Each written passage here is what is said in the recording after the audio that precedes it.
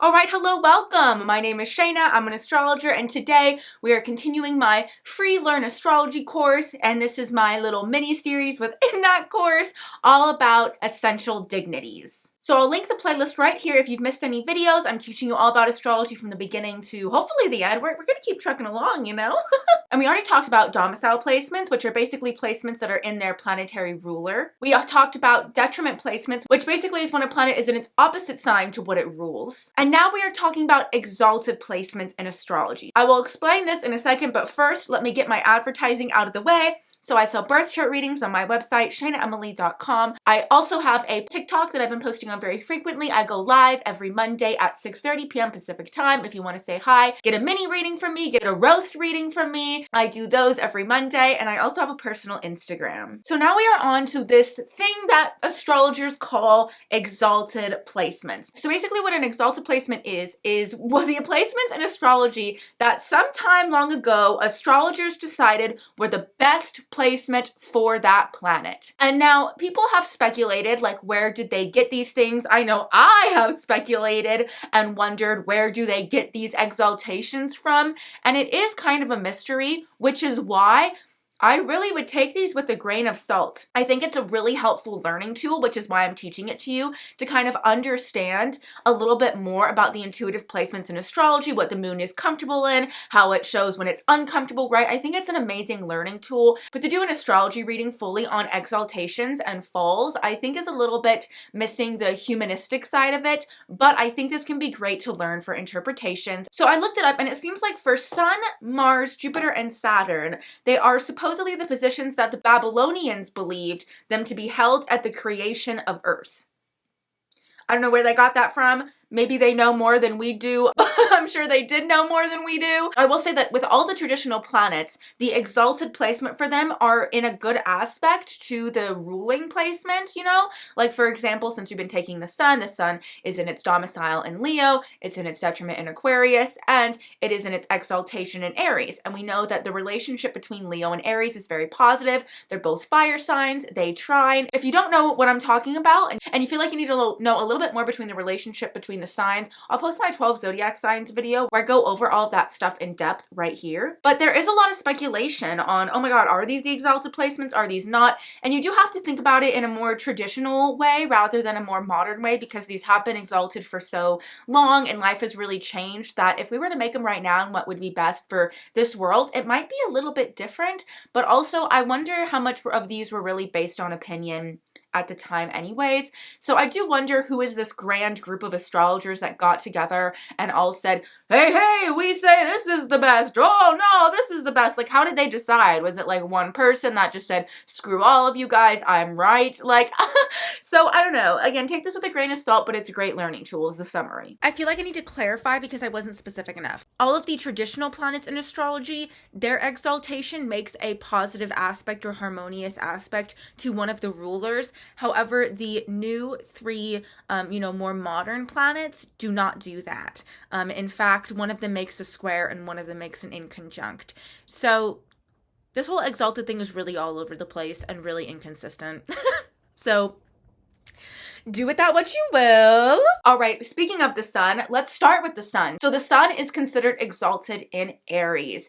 I feel like everybody could see why this makes sense since with what we've learned so far, right? Aries is about me. It's about how I express myself, how I go about myself. Also because it's a cardinal sign, it's very goal-oriented. It's all about going after what it wants and getting what it wants. And it is a very like strong survivalist sign, especially like back in the day. It makes sense that Aries sun would be exalted because they're the ones that are going to survive. They're the ones that are going to make it through those hard times. They will definitely go for like genetic superiority, like that's their goal subconsciously, not in like a creepy eugenics way, but just in a like, hey, I'm fit, you're fit, you have childbearing hips. Like, do you see what I'm saying? Like back in the old days, you know, like really old days, right? Like olden times. That was going to be ideal because your lineage was going to keep going, right? Which is very like a sun mentality, right? Like I want to keep myself going. If you throw a challenge at all the signs, Aries, and its pure energy is going to win, right? That's the whole point of Aries. Now, I'm not saying you, the Aries, is going to win, but that's the ideology of Aries, right? And it's very confident, and I'm sure you heard me say that Leo is confident. However, the reason why I think that Aries is considered a little bit better, or like considered a little bit more like the best placement, whatever, which again, that's just all opinion, right? I don't think personally that Aries sun is the best sun, but that's my complete opinion. Can I see astrologically why people have considered this? Like, yeah, it 1000% makes sense, right? Where Leo has sometimes some confidence issues because their confidence is very sensitive, right? Which the sun is all about, confidence in your ego and stuff. And sometimes Leo can really blow up the sun's ego too much and have too much pride. And because it's a fixed sign, they can get stuck in their pride and get stubborn in it. And they can really lack some growth sometimes because of that fixed sign nature. Whereas Aries is cardinal. It's all about goal oriented. It's all about moving forward. It's all about being in the moment. Let's not look back. Let's not look too far in the future. Let's just be here and now, right? That makes sense. I've noticed that Aries will sometimes not always notice your backhanded compliments, right? They're not that complex in some ways, which I know people are going to get offended when I say that, but whatever. That's the whole point of Aries, is that it's the first sign. It's simplistic. I always say, ooga booga. You've probably heard me say that a few times with Aries. I think Aries can sometimes have more natural confidence because it's not so much being weighed on what other people are thinking of them and what other people are saying about them. And yes, they're very competitive and their pride lies in their competitive nature. It's not as sensitive of an ego as Leo sun. Like, yes, Aries sun will be absolutely devastated if they lose, and that's where their ego can come out for sure. But of course, I guess in the context of things, like we all want to be a winner. We all want to be with a winner. We all want to, have winners around us, right? Very like Aries sun kind of mentality. But as far as like somebody being like, oh, like making fun of your shoes, and Aries is going to be like, oh, well, they're right for running, like, blah, right? Whereas Leo will be like, oh, yeah, these are like, I didn't even want to wear these shoes anyways, like a little bit more apprehensive, and it'll kind of dwell on it a little bit more, which is where sometimes I think Aries suns can have like the real, true, natural confidence and don't overthink things like Leo sometimes can. Doesn't read into those little tiny societal things that can trip us up. I don't think Aries gets tripped up by that stuff. They just are who they are, and it is what it is, and that can be a really beautiful energy. So in that way, I do see why Aries sun is exalted. Now let's go on to the moon. So the moon is considered in its domicile in Cancer, it's in its detriment in Capricorn, and the moon is considered exalted in Taurus. So I really think that people underestimate how emotional Taurus moons can really be. Other than maybe the water signs, I think that they're the most emotional moon sign out there. And yes, fire signs are very emotional in the moment. I always get people like being like, fire signs are so emotional. Yes, they are in the moment, but they don't dwell about things. They don't hang on to it for as long. They don't sit and soak in that energy for as long. Sometimes Leo moon can, but Leo moon will still get through it faster than a lot of the other energies. And moon in Taurus, I think, is so emotional because they can get so stuck and seeped in their emotions, which it is a very emotionally aware and emotionally expressive placement.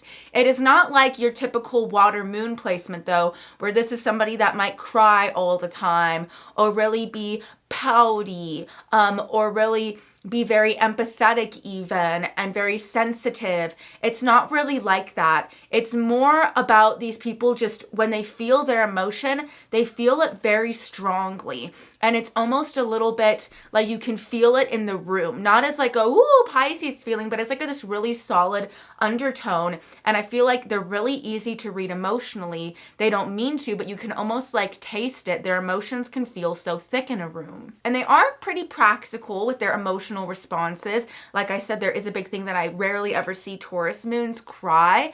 And if they do, they must have a lot of other like water energy in their chart, which is kind of making them cry. But for the most part, especially Taurus moon men, these are like the least criers of the zodiac, I must say, but they are some of the most emotional energies of the zodiac. So why it's considered exalted, I think, because Taurus moon represents the mother, a lot of times, or the nurturing that you received growing up.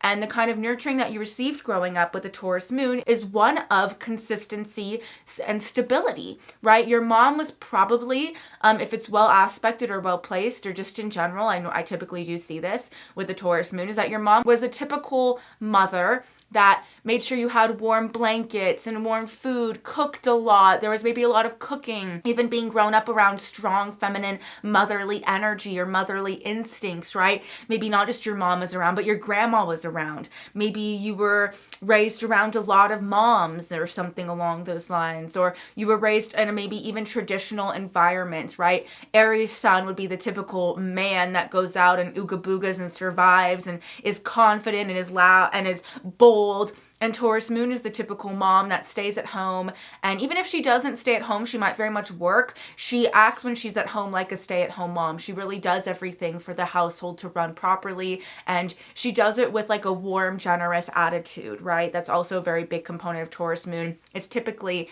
they like doing this. I mean, obviously I'm generalizing here, but typically the Taurus moon mother likes doing those household things and caring for you and nurturing. But this can sometimes create a little bit of a softer person because they're so used to being so heavily cared for and so heavily nurtured that they sometimes don't always know how to take care of themselves. Now, of course, there is the other side of Taurus moon, just like with Cancer moon, how you can maybe be somebody that lacked that position a lot growing up, and so you yearn for that and search for that kind of caring and nurturing as you grow up and get older. Or you are really bettered because you don't have that potentially. I mean, obviously that's a great mother to have, a mother that really wanted to be a mother. You know, you were planned, we wanted you, and even if you weren't planned, we took care of you like you were, and we really made sure that you had everything that you needed, and you were safe and you were comfortable, and then the rest is yours to figure out. It's kind of like the Taurus moon mom mentality, or the environment that you could have been raised in. There can be a lot of stubbornness, and usually I find Taurus moons are like the same people they were their whole lives. Like if you knew them when they were 5, they were the same when they were 15. And if you knew them when they were 15, they're the same when they're 28. And if you knew them when they're 28, they're the same when they're 60, right? Like these people tend to be pretty much, I would say, the most consistent people in the zodiac. Who they are, they're always going to be, and there's sometimes little room for improvement,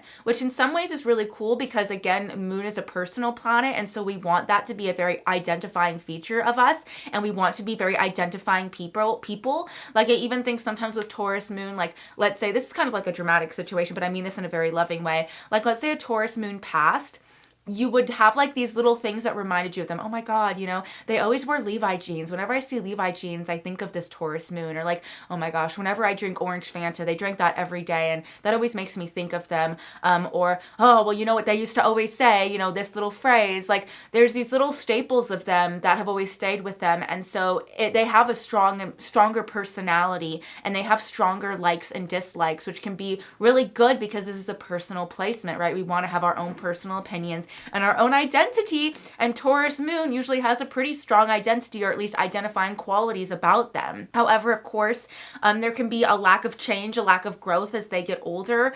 Because of this, they can sometimes get stuck in their bad habits too. They can have their good habits for the whole life, but they can also get stuck in their bad habits, and they can be very habitual people, very moon oriented, right? Habits, habitual, because the moon, you know, goes through the same cycle every 28 days. We're always constantly experiencing it. That's kind of how Taurus moons can be with their habits, right? Always going through the same ups and downs with their habits, almost like in a 28-day cycle kind of situation. So I do definitely see why Taurus moon is exalted, because it is like a very emotional placement without it being somebody that's like irrational and flies off the handle and like you don't know what's going on and they're complicated. No, their emotions are very simple, and I mean that in a very loving way, not in a bad way, but their emotions are like, this sad thing happened, so I'm sad, duh. This happy thing happened, so I'm happy, duh. You know, as we're sometimes with the other moon signs, like, why are you sad when it's something happy? And it's like, oh, you don't understand, right? That's not usually what Taurus moon experiences. So again, I see why this is exalted, but they're also like,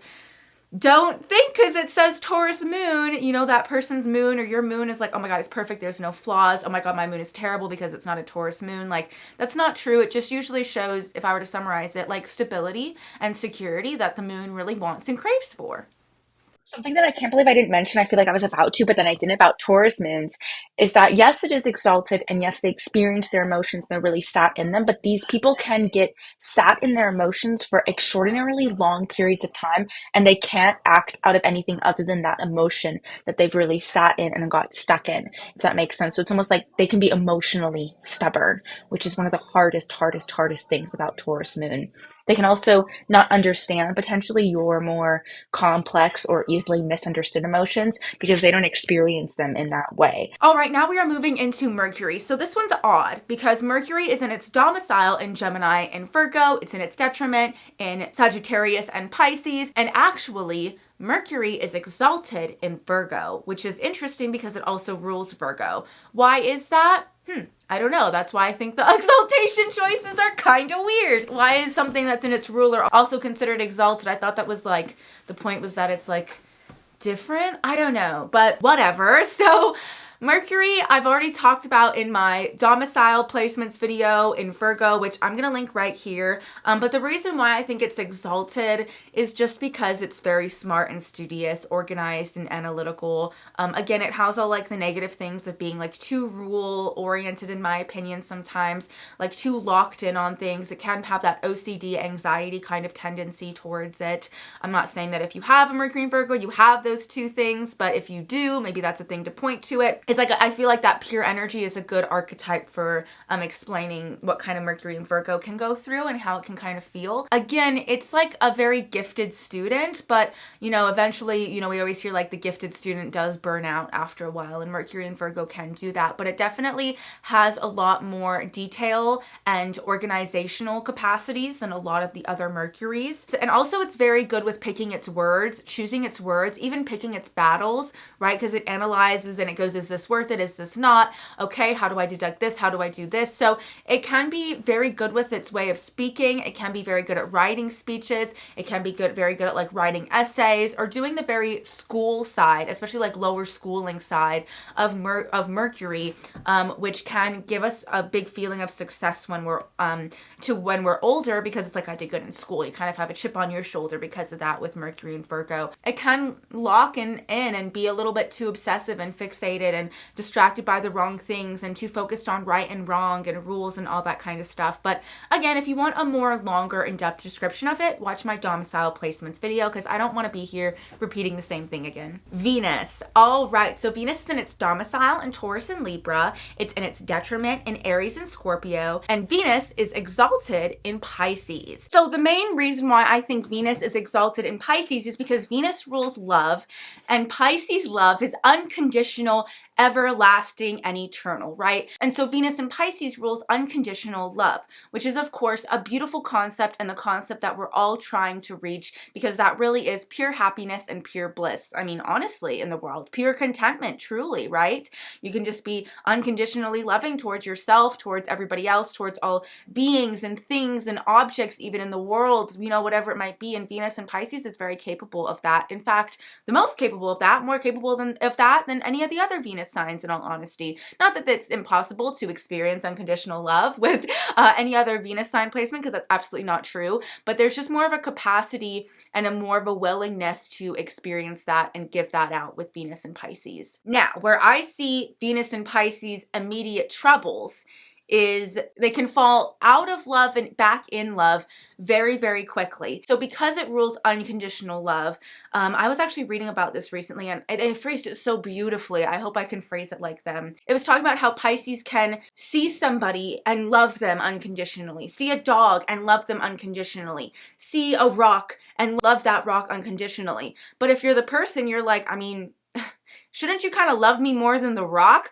Like, why do you give as much love to the rock as you give to me, your partner even, They can easily be like, oh, both of these people, I love them equally and unconditionally, right? And I feel the same most magical, swept off my feet kind of feeling towards both of them. It can be non-discriminatory, which sounds like a good thing, and it can be a really beautiful thing, but it can also be, in a weird way, a little bit almost like offensive, I guess I'll say. Like maybe you shouldn't love a tree as much as you love your mother, like that's a little bit rude. Or, maybe you shouldn't, love your partner as much as you also, can just turn up at the local Starbucks and fall in love with that Starbucks employee just as quick. You know what I mean? So there is a little bit of a looseness, I guess I'll say, sometimes that their love can come across as, if that makes sense. Like every relationship with them can be just as magical and just as special to them. And sometimes that can be a little bit toxic for a variety of reasons. They can also be known to allow more maybe than they should to kind of like happen to them in love. Like I think these people can be very excusing of their partners. Oh yeah, they threw me, but it's because they love me so much and they're so passionate about me and they just got taken over. And so, you know, I'm just the martyr in the situation that had to deal with being pushed, but it's okay because it's love. It's through love, right? They can kind of excuse some of those things away and martyr themselves to their partners and lose themselves in that experience as well. But they really experience love in a really romantic, fairy tale, dreamy way that I don't think much any of us do, which is really beautiful. For example, like you would think that Venus and Scorpio and Venus and Pisces would be great for each other, but I can see Venus and Scorpio being a little bit offended because Venus and Pisces, it feels so special for them. And like, let's say wrote them this special song and they were like, oh my God, this is for me. This is so unique. And then they accidentally are like going through their taxes one day and they come across this paper and it's actually a song that their partner wrote for their past relationship as well. And it's like pretty much the same song and it's saying similar things. And they're like, oh, so it's not special to me. And also, I mean, not that I'm talking about Venus and Scorpio, Venus and Pisces compatibility, but I feel like it's like a good example to like show how Venus and Pisces can go have some struggles sometimes. And then on the other side, I feel like Venus and Pisces can really like allow their Venus and Scorpio partner to like control them and like lock them away a little bit, and they can like fantasize about that a little bit sometimes, like, oh, you know, I lost all my sense of self to them and all that kind of stuff. And it's not good to lose your sense of autonomy no matter what, and Venus and Pisces can do that. But these people are so creative. Like these people are really creative. They have really cool fashion sense, I think. They have that like effortless chic kind of thing going. They can live really extravagant, like I said, fairy tale sort of lives, which can be really exciting and really beautiful. But they can also be prone to addiction as well, especially like alcoholism potentially, because it goes so far into like that overindulgence, because it's like Venus, which is overindulging, and Neptune, which is like rules drugs, and so, you know, it can go a little bit too far into that sometimes. Whereas Mercury and Virgo might have the opposite problem sometimes of like overthinking their decisions and not saying yes to things they maybe should say yes to. You know, I think also Venus and Pisces was really exalted because if you think back into ye olden days, people had a lot of arranged marriages and they just kind of like had to go with it and accept it. And I feel like Venus and Pisces would be really good in an arranged marriage. Like, oh, put this on this person? Okay. Oh, I'll just delude myself into thinking I love them. You know, whereas nowadays in America, at least, we're not in that situation where we have arranged marriages much anymore and we get to choose. So there can be a little bit of a indecisive quality to Venus and Pisces, but in back in the old day when you had to kind of like accept what was given to you and just kind of like give on to it and martyr yourself to it, like, yeah, they would consider that good, you know? Like, yeah, exactly. You're gonna love this 50-year-old man, 17-year-old. Oh, okay. Oh, good thing I'm a Venus and Pisces. Oh, you know? All right, now let's go on to Mars. So Mars is in its domicile in Aries and Scorpio. It's in its detriment in Taurus and Libra, and Mars is exalted in Capricorn. So the reason why Mars is in Capricorn is obvious to me, I guess, maybe because I'm a Capricorn, but Mars is all about your work ethic and work output, and who's really good at that? Capricorn, right? Capricorn is really good at setting these really big goals and working steadily towards them and having a lot of like gusto and oomph to them, but not letting it fly off the handle, like, for example, like Aries or Scorpio might like lose themselves to their anger in different ways, right? Capricorn won't as easily lose themselves to their anger. Now, I will say Mars and Capricorn can be very angry, like very, very angry. Like these can be very, very, very angry people and very confrontational people, but they are very confrontational, like in a good way, like we talked about with Mars and Libra. Like these people are not confrontational, and that's not always a good thing. Like Mars and Capricorn is very steadily confrontational, but not in a fly off the handle way, in what feels like a very planned, prepared, and thought out way.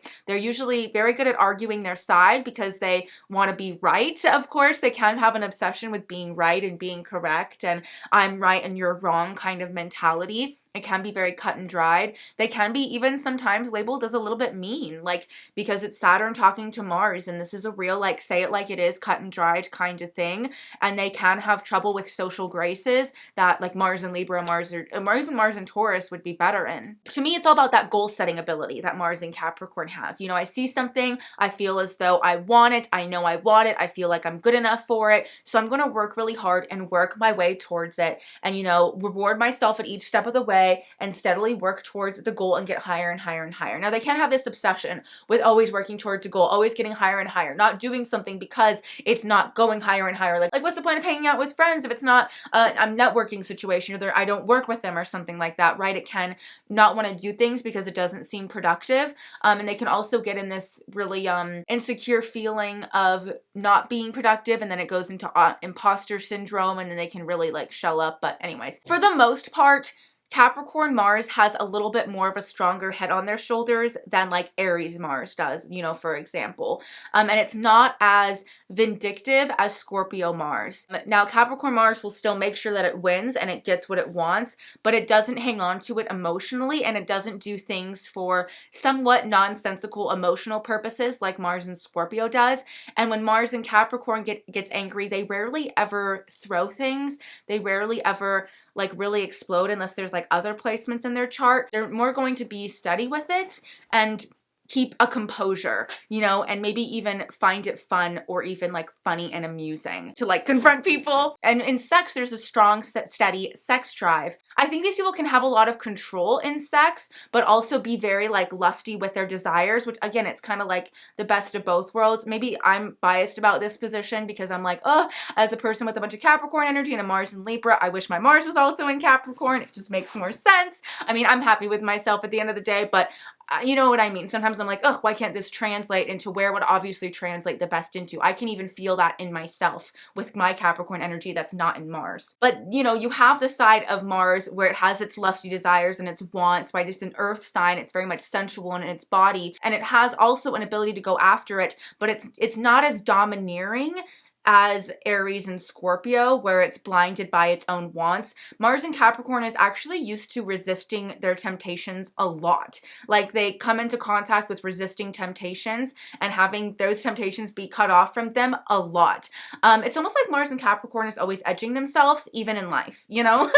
So in that way, it can be hard. Like Mars and Capricorn faces a lot of battles. Like life is an uphill battle for them, that they're always feeling like everybody's against them, or they maybe feel like they have more obstacles to face than more people. There's always an opponent potentially. Like it can get very exhausting as a Mars and Capricorn. You can really overwork yourself. You can really experience a lot of burnout. You can really stress yourself out. But in general, there's a more earthly consistency to their work ethic and ability, which I think is really cool. But let's go on to Jupiter. So Jupiter is in its domicile in Sagittarius and Pisces. It's in its detriment in Virgo and Gemini, and it's actually exalted in Cancer. And you know what? You know, we all know I can be a little bit of a Cancer hater, but there are positions of Cancer that I do like, and I think Jupiter in Cancer is a really beautiful one. I kind of do agree with this, and I do see what they're saying with this one quite a bit, honestly. Because at the end of the day, Jupiter like expands whatever planets it's in, and Cancer is a really good-hearted sign. Like it honestly really is. It really doesn't want to hurt anybody. It doesn't want anybody to hurt them. They can have a really good-natured, open-hearted nature about them, and who wouldn't want that to be expanded? That good nature and that kindness, that emotional empathy, that emotional awareness. Even like I feel like Jupiter in Cancer can equal having like a loving family, or at least just a loving mother, like a really jovial, fun mother with a high personality, but that was also very caring and very nurturing. Like she didn't lose her sense of self while she was being quite a mother. She still had her own like big personality while doing the whole like typical mom thing. And I will say sometimes Taurus moon mothers can lose their sense of self to their family and can lose their personality, and their whole personality identifier can be a mom. Whereas I feel like a Jupiter and Cancer mother would still have that strong personality while taking care of a family or taking care of a job or whatever it might be. And you know, who doesn't want to have a good mom or a loving family? Like, of course it's exalted. Like, that's kind of like my thought, right? Maybe I'm a Cancer rising, so I'm biased, but I'm like, that sounds nice, right? Who doesn't want to come from a good loving family? You know? And I understand that there are going to be people that watch this video and they're like, I have Jupiter in Cancer and I don't come from a perfect loving family. And I'm sure that has a lot to do with the rest of your chart, which is talking about this energy in its pure state. But for the most part, if you weren't given that when you were younger, you have a potential to really, my nose is driving me crazy. That's so awkward. But if you weren't given that when you were younger, you have a potential to really get that when you're older. And you have a big potential to really manifest that and create that. And even if it's like not your family, you can maybe like the family is a family family you pick, and maybe you have a family-like environment or a family-like community that's really warm and inviting and sweet, you know? A group of friends, co-workers, a hobby, you know, a family that you chose, you know, rather than were born with, whatever it might be, that can show up really strongly. You just have a big heart and a big capacity to care for others, but also without neglecting the self, because it's Jupiter, and Jupiter is like, oh, what I give back, right? So I get nurturing and I give it back. That's beautiful. Now, Jupiter in Cancer can have a big appetite for pleasures, but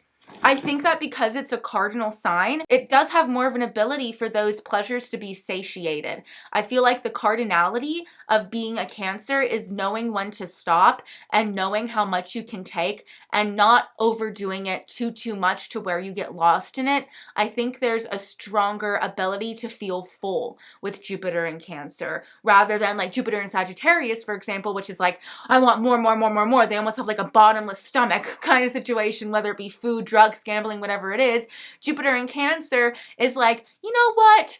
Maybe I will eat that extra dessert, you know, but then they're full and they don't eat the dessert the next day because they're satisfied and satiated. Also, you know, Cancer happens during the summer solstice, and no sign is capable of cultivating growth, right? Because it's literally the mother, than Cancer. And so it's a very fertile energy, and not just fertile like with kids, but fertile with like creating things, right? Jupiter is all about cultivating, growing, right? Making something bigger. And Cancer is so able to take something small, a little baby, and nurture it until it grows big and strong and happy and healthy. You know, that could also be with a project, that could also be with a relationship, that could be with knowledge, that could be with whatever it is that it tends towards. But I think that it has a really big capacity to be able to do that. I think this can also give really emotionally intelligent teachers and mentors. Mentors and teachers that are very aware of their class or aware of you. It could be very individualized attention as well that you receive from your teachers,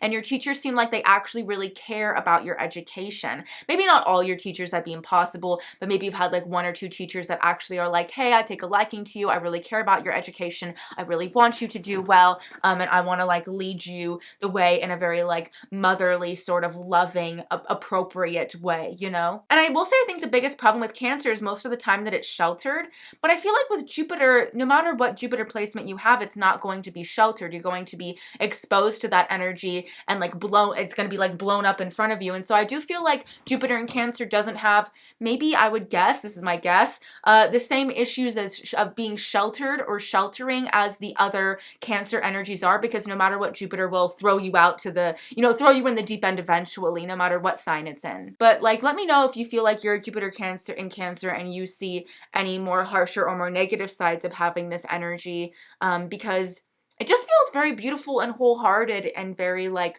loving, loyal, and generous to me. I don't know. Maybe I'm being ignorant and blinded by like my own biases here. Maybe Jupiter in Cancer has some fear doing things unless they know there's some safety involved. Like maybe they're the kind of people to always wear their helmet on their bicycle, like not literally, but like that kind of idea, like who wears a helmet on a bike? Maybe Jupiter in Cancer does, like, oh, I don't want to go here unless somebody I know is going with me. Oh, you know, maybe a little bit of having some troubles like doing something new and doing something new alone. Maybe when you do something new, you feel like you need somebody safe with you, but that's not that bad. I feel like most people are honestly more like that, and it doesn't, I think, hinder you too much, but that can be a little bit of a downfall. Maybe there's a lack of independence sometimes when trying new things. Now let's talk about Saturn. So Saturn is in its domicile in Aquarius and Capricorn, but I always say a little bit more Capricorn in my head because I like the modern rulers of things and I use the outer planets. So that means it's in its detriment in Cancer and Leo, and Saturn is in its domicile in Libra. So this makes sense to me as well, I must say. I think this is a really nice placement for Libra in the chart. And because Saturn is all about your obstacles in life and how do you approach these obstacles? How do you face up against these challenges, right? And Libra says with a balanced mind, with trying to find balance and trying to find compromise to the challenges that I face. I think of Saturn and Libra as very level-headed, right? When something something goes wrong, maybe they're not like running to be the leader of solving this problem like Saturn and Capricorn might, but they're also not like running and hiding from it like Saturn and Cancer. They just go, okay, pause, Saturn and Capricorn, hold on, let's think about this for a second. Let's weigh the options, right? Very Libra, let's weigh the options. Let me talk to some people first before I decide how to approach this challenge.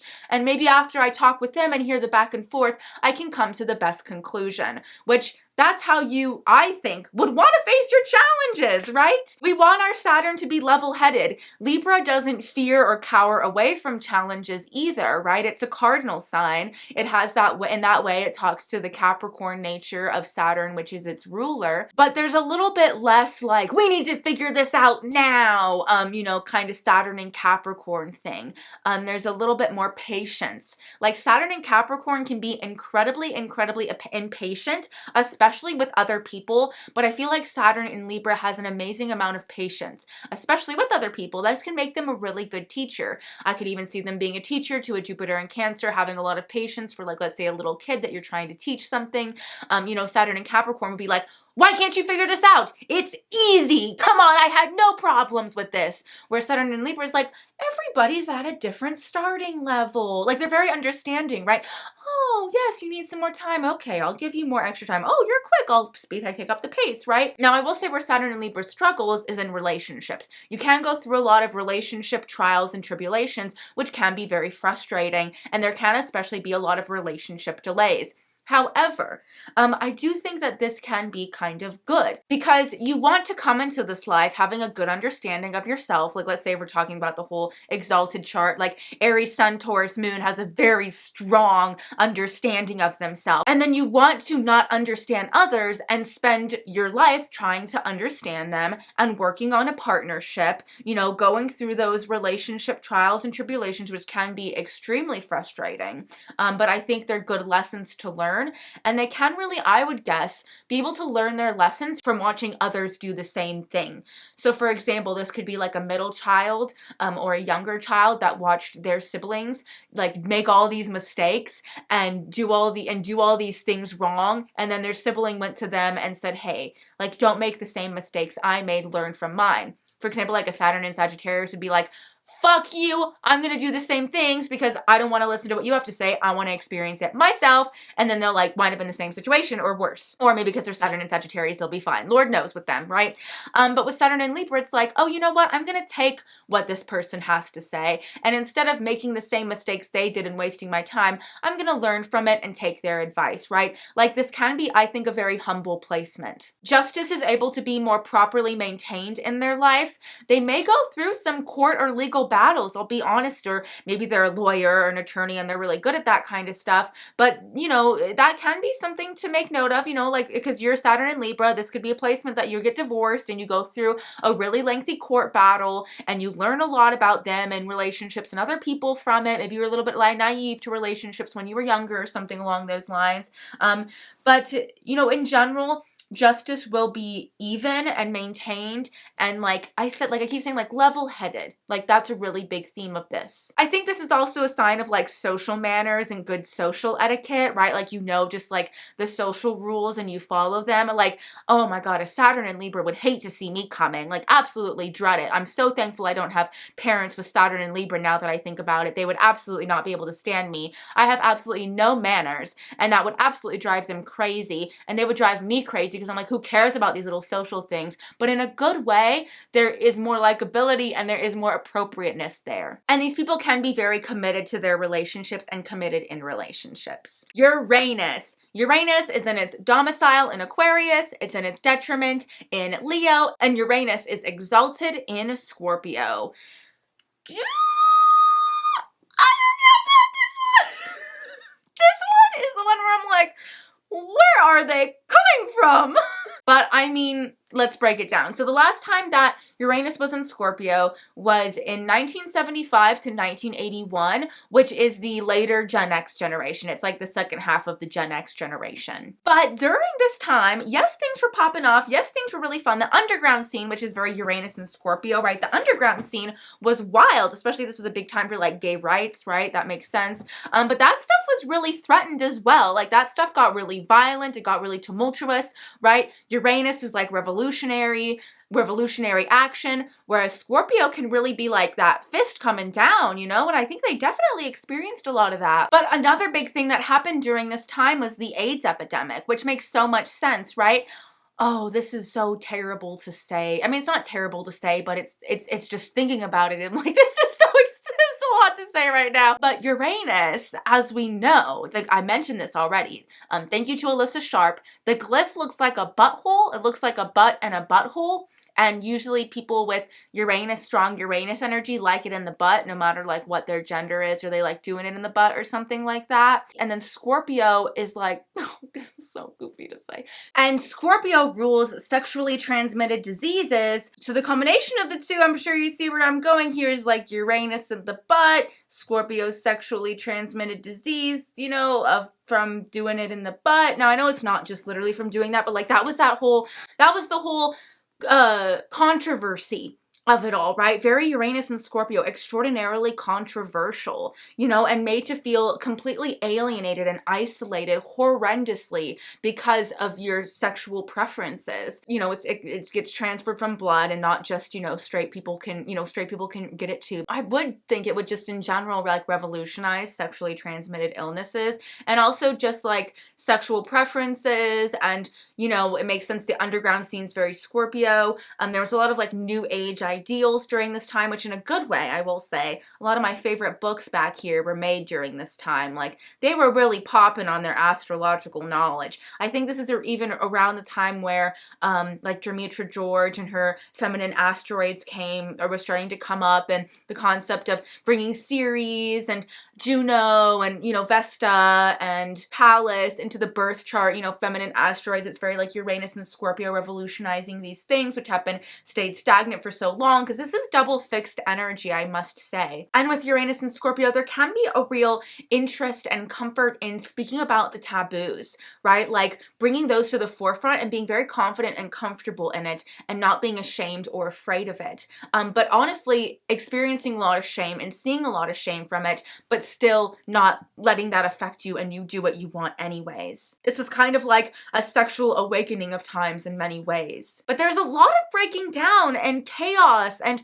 you know, breaking down of these known reputable structures with Uranus and Scorpio. Even like Uranus has a lot to do with electronics and like technology, and Scorpio is all about like an invasion of privacy a lot of times, or like people invading your privacy. So it makes sense that spying by electronic ways kind of really started to take off during this time, right? That's a real intrusion of privacy. As much as Uranus and Scorpio can be very open about talking about taboo things and weird things that most people like keep quiet, they also can be a little bit stubborn in their views towards it, on both sides. So the people that are gay are doubling down on the fact that they're going to be allowed to do this no matter what happens to them, and you know, or the allies too. And then the people that are more conservative and don't like the gay rights thing and gay people or whatever it is, they're going to double down on that just as heavy, right? These are going to be huge radicalists for sure. But this is a big breakthrough point, right? Gen X, I feel like, is a big breakthrough point that bridges the gap between like the days of old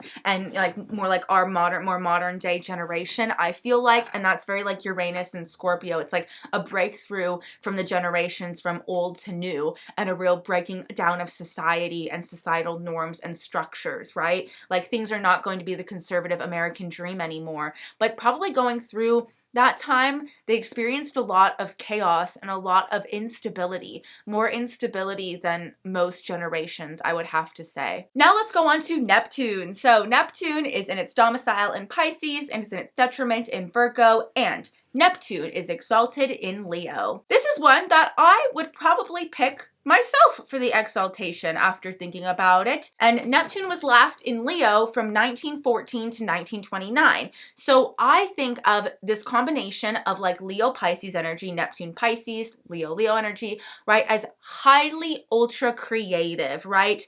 But what I think is so beautiful about Neptune and Leo specifically is I feel like there's more of an ability to manifest this energy into something physical. A big problem that Neptune has, even like Neptune and Pisces generation will probably have, oh, I have all these ideas, oh, I have all these concepts, oh, I have all these things I want to do and things I want to make and dreams and all this stuff, but they might really struggle with putting it to the page and making it physical and making it appear IRL, right? Very like AI stuff, even like if you're living on the internet, you know, having trouble IRL, right? Because Neptune and Leo rules the 5th house. It's all about the tangible things that you create, right? Neptune and Leo, I think, would be able to have all those dreams and have all those creative ideas and these things, and then be able to actually physically manifest them and make them kind of come to life. This makes so much sense that during 1914 to 1929 was around the time of the golden age of Hollywood and the rise of movie stars, right?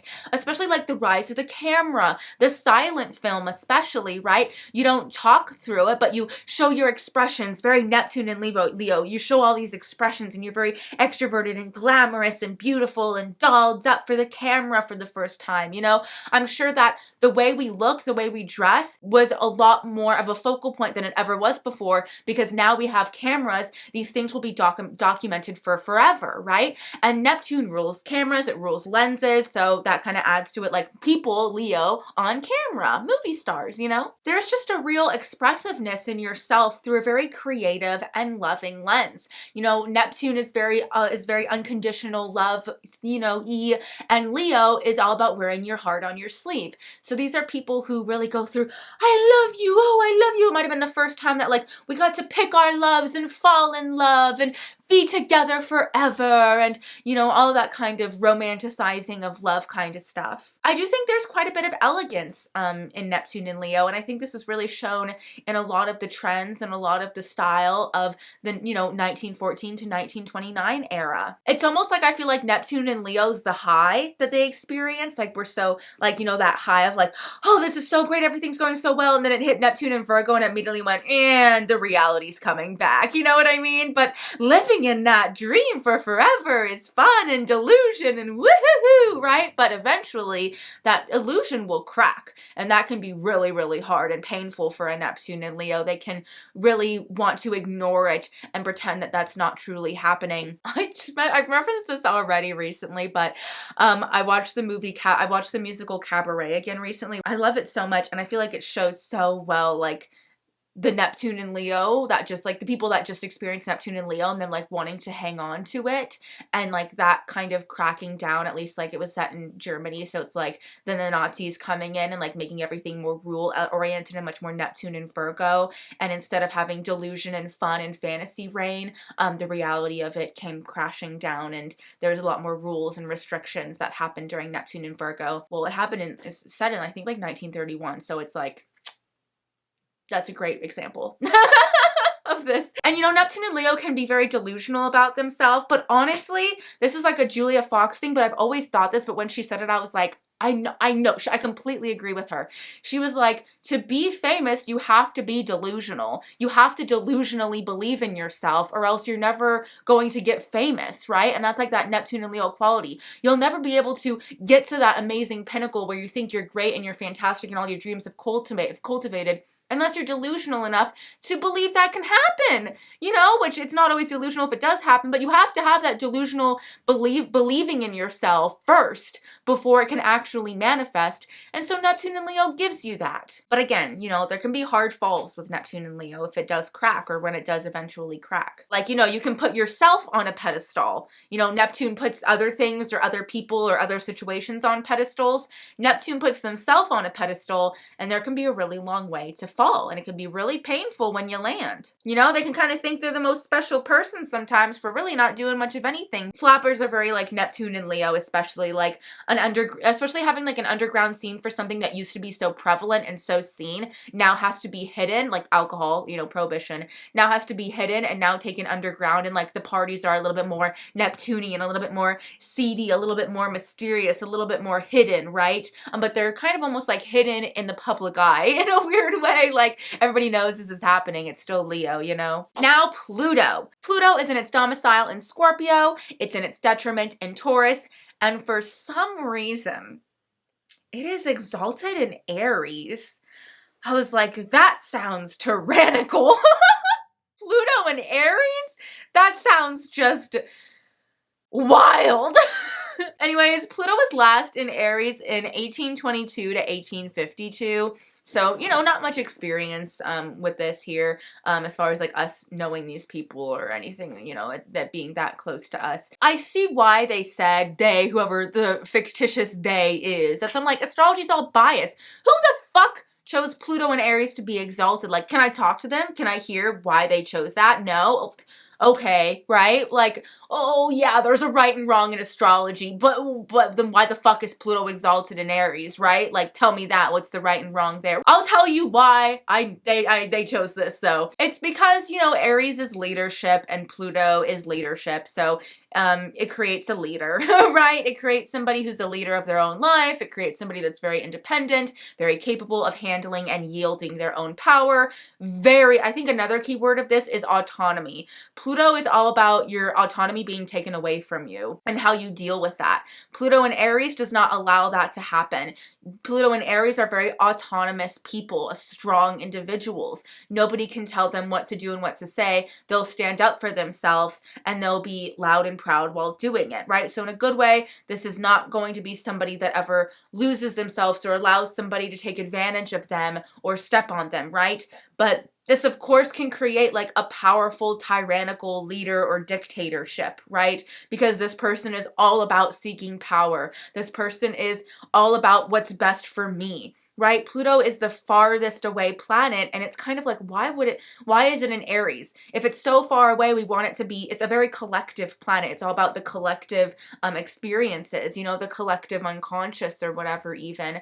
And why would we want the collective unconscious to be me, if that would really disconnect, I feel like, us from each other, if that makes sense, and make everybody's kind of like standing alone. Like everybody's just too much of an individual and they struggle to collaborate, I feel like, with Pluto and Aries. Again, in a good way, this is somebody that takes challenges head on and handles them confidently. Like I kind of mentioned with Sun and Aries, like if Aries sees a new goal or something needs to be changed or switched, like Leo can be stubborn and have too much pride to do so. Aries will be like, if this is the better way to do it, then I'm going to adjust my path, right? Like, yeah, I think we should go left and I think you're wrong, but if we go left and I'm wrong, I'm going to turn around and go right, you know? Whereas Leo would be like, no, let's keep going left. It'll eventually lead us the right way. You know what I mean? You see what I'm trying to say? No, whereas Pluto in Taurus has a lot of trouble like destroying and regenerating. Aries would absolutely be able to do that. Like, oh, this needs to be destroyed? Fucking bye then. Get out of here. Let's start new. You know what I mean? Which is really good for Pluto. You know, everyone's probably a rebel and proud of it, not ashamed to be a rebel, not ashamed to be different. This is how I feel. This is how I'm standing up to you, right? Even like I feel like these would be people that would be very expressive in their political views. Like nowadays, that's a real like sensitive subject. Like, oh, are we bringing up politics or not? And it's like a very sensitive thing and nobody can have different views than me. And if they do, they're getting canceled. I feel like Pluto and Aries would be like, well, your fucking views are your fucking views and mine are mine. Like, I don't really give a shit, but I'm going to stand by mine and you can have yours, but I'm not going to change mine because of yours. And also, we're all probably willing to bring it up, talk about it, and debate about it, and stand strong in our own view and defend our own opinion, which I think could be a good thing. But I just can't stop thinking about how this is such a tyrannical dictatorship position. Like, I want power at any expense. I want to be a leader at any expense. I am like insanely ruthless. I can be a little bit heartless because all I want is something big bigger, better, and I want to be at the top of something and I want to conquer. Like that's such a phrase with Pluto and Aries, like conquering. You know, it can be a really like forceful energy, even I feel like sexually, you know what I mean? And I'm like, why is this exalted? Do we see why? I'm like, I get why it's exalted, but why the fuck is this exalted? You can let me know about your thoughts with Pluto and Aries in the comments. Now, something I have not included in the other videos is the nodes, the North Node and the South Node. That's because these do not have a ruling planet, so there's no such thing as in their domicile or detriment. However, there is a lot of speculation about the fact that the North and South Node actually are exalted in something. That's kind of said and assumed, or somebody put out there at some point after they chose all the exaltations in the grand table of exaltations. And also I should say, like, who came up with the modern rulers of like Uranus, Neptune, and Pluto that are in their exaltation?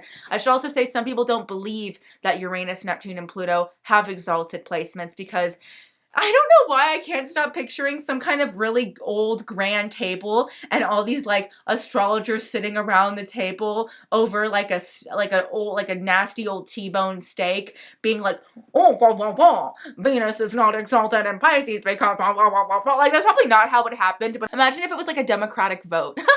It was probably just one person. Like, it was probably literally just one person that was like, this is what I think is exalted. I know I need to do the world's best birth chart. I should revisit that and be like my own version of exalted planets and my own version of fall planets that I make, because I feel like it was just one motherfucker that was like, this is what it is. Anyways, because one motherfucker just decided the South Node was in Sagittarius and the North Node is in Gemini. Somehow forgot to say, the North Node is exalted in Gemini, which would make the South Node exalted in Sagittarius. Basically, all that I could come up with was, it's like, okay, if we're thinking about karmic debts, in the North Node in Sagittarius, is it like, oh, you're paying off your karmic debts in this lifetime? You see my voice cracked?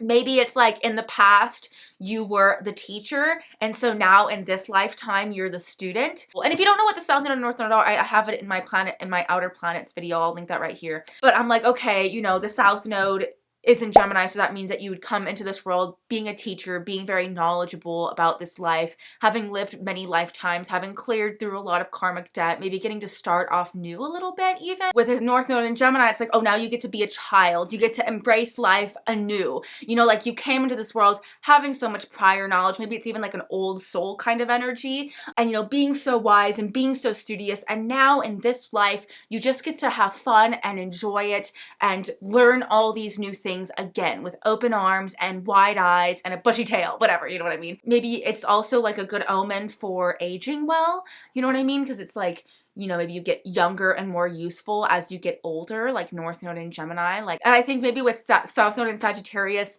there can be like a natural confidence that you bring into this life, like a really blind, natural confidence, way of asserting yourself, just way of being, a real fun, adventurous spirit you just kind of like naturally have. And, you know, rather than focusing on Sagittarius, which is like exploring all these things and like having trouble sometimes feeling a little bit like, oh, I can't stand still, I can't stay in the same place. And maybe that North Node is Gemini is saying like, oh, just like explore your community now. Just be like a strong person in your community. Or it could even be like, you traveled the world, you did all these amazing fun things, and now you get to kind of head home and bring back to your community these lessons and teach them these lessons, you know? And while you were going off into all these other fantastical places or clubs or different like situations, you were the student, you were learning, and that really helped you open your mind, and all that kind of stuff. I don't know. You know, there's a lot of independent thinking, I think, with this axis as well. And also I feel like it's the concept of moving from being a small fish in a big pond to being a big fish in a small pond. And that's where I'm like, why is this exalted? I don't know. But also, it's not bad to be a big fish in a small pond at all. That's not a negative thing. But it's going from used to being like in a major city to like more of a small town. So it's like getting away from like the hustle and bustle and just like focusing on yourself and your own studies maybe a little bit and like your own little community and like fighting for that. Like instead of feeling like you need to be like a president or like a huge politician, you're just more in like the local government or more interested in the local laws of your community. Like there can be a combination of allowing yourself to be of a higher mind while simultaneously being a person of the people. But I feel like it's really easy to read why I have trouble, seeing this fully as exalted. Not that I think it's a bad north node and south node, because I would say far from it. I absolutely don't think it is at all. I think it's a really nice placement, actually. But I love Gemini. So this is like with an open heart I say this, but Gemini can be a little bit like, focused on the little things and a little bit small-minded sometimes. And so it's like, why would you want to, in this life, learn how to focus on little or more insignificant things and be a little bit more distractible and only know a little bit about things instead of wanting to study a lot about them and be a master of none? Like, I don't know. I must say, I think it would make more sense if it was like Gemini South Node, Sagittarius North Node. Like, I see why Gemini Sagittarius would be exalted in the North and the South Node, because it's like, who doesn't want to just live to study and live to learn and live to talk and exchange ideas? That sounds so fun, and experience life and be in the moment. All the Sagittarius Gemini things that I love so much. I love this axis. Oh yeah. But then it would make more sense to me to go Gemini South Node, Sagittarius North Node. But that's just totally my opinion and totally my bias. I will say, not all zodiac signs have a planet that they are exalted in, okay? Gemini and Sagittarius is not considered exalted in any planet. It is considered by some to be exalted in the nodes. But like for some reason, Aries is exalted in 2 energies. Aquarius is not considered exalted in anything, which is rude. And so that's just, again, something to note. And I feel like when people hear that, they're going to be like, does that mean Gemini, Sagittarius, and Aquarius are bad energies? Hell no! Those are 3 really nice energies. I like all these energies. It's just a little bit unintuitive maybe to have anything in Aquarius, I guess, is kind of like what it's saying. That is exalted placements in astrology. Learn astrology course 201. I think it's like episode 13. Woo!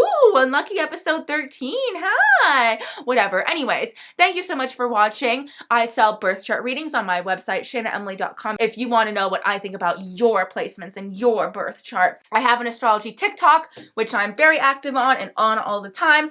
And I have a personal Instagram. Thank you so much for watching. I'll see you in my next video, which will be all about the fall placements in astrology and will be the final of this mini series of the essential dignities in astrology. And thank you so much for watching. Bye.